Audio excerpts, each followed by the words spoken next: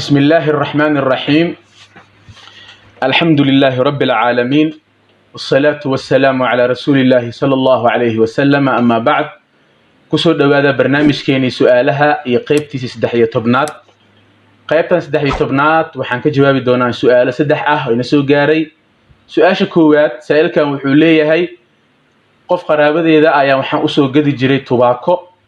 tubaakadaasi inay dambi tahay markaan ogaadana waan iska daayay inaan usoo gado intaan usoo gaday ilaahay waa uga tooba keenay ilaahay toobadaasi miga aqbalaya dambigaasina ma ii dhaafaya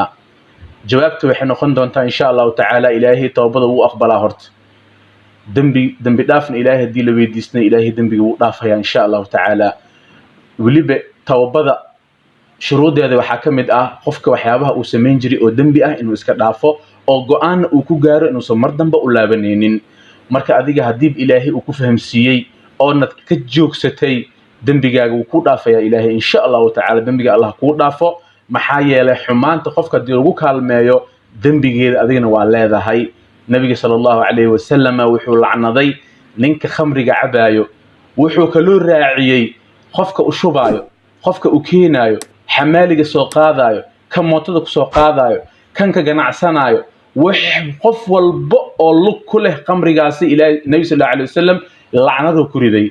marka meesha waxaad ka fahmaysaa qofka hadii sigaar uu ku dirsado sigaarka dambi waay asaga dambiga uu helay ayaan dambi wad helaysaa mana aadan cabin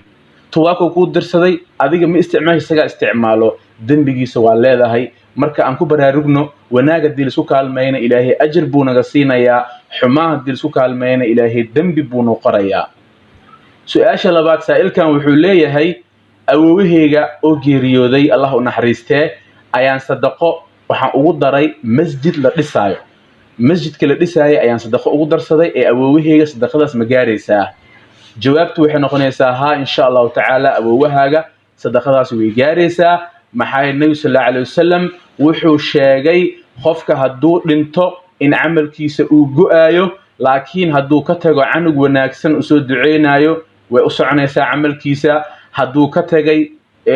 qof uu wax baray oo kale qofkaas uu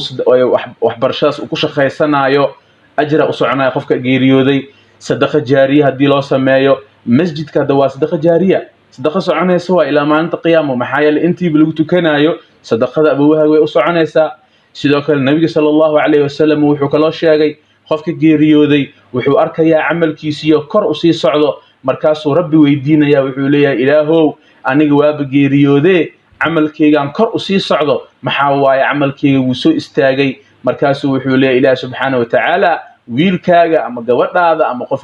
hebel oo qaraabadaada ah ayaa sadaqa kugu bixiyay ayaa amal fiican soo sameeyay adiguna ku soo niyeystay marka awowahaaga sadaqada way gaaraysaa insha Allah taala su'aasha saddexaad gabadhan waxay leedahay garbasaar salaad ma lagu tukan karaa jawaabtu waxay noqonaysaa salaada horta markii la tukanayo gabadha waxa waajib ah in jirkeeda oo dhan u asturnaado marka laga reebo wajiga ay ku sujuudeyso iyo labada gacmood labada calaacal ama xijaab gasho ama garbasaar weyn ku hugo muhiimadu waxay tahay in jirkaaga waxba aan laga arkin wajigaaga iyo gacmahaaga marka laga soo tago lugahaaga xataa in la arko ma ah marka garbasaarka haduu weyn yahay oo waxaas dhan uu asturaayo waa fiican yahay ama garbasaar ku tuko ama xijaab ku tuko almuhim adiga shuruudda waxaad ilaalisaa salaada oo ah awradaadii inay asturnaato jirkaaga dhan inuu asturnaado wajigaaga iyo gacmahaaga kaliya fiidnaadaano inta kale far in laga arko lama ogolo ama garbasaar isticmaal ama xijaab caadi ah jawaabtaad isbay noqonaysaa insha Allah taala saddexda su'aal baa inaga soo gaartay dhankii iyo WhatsApp-ka